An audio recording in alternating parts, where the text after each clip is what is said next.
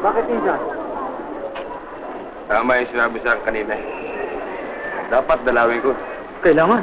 Baka lumamig. Habang mainit eh, may... Pero kung dadalaw ka, hindi maaaring gamitin yung panel ng bakery. That's right, my friend. Baka sabihin, you will deliver the bread.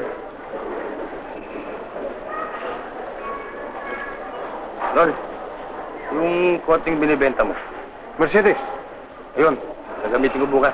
Hindi pwede. May kausap akong buyer eh. Huwag mo na siputan. Sa makalawa na. Oo. At Blue, mag-uniforme ka. Ano, army? Driver. Eh kung wala living, okay. Teka muna Insan. Kung dadalaw ka, naka-Mercedes ka. Eh, paano yung kwan? Kayong tatlong bahala ron.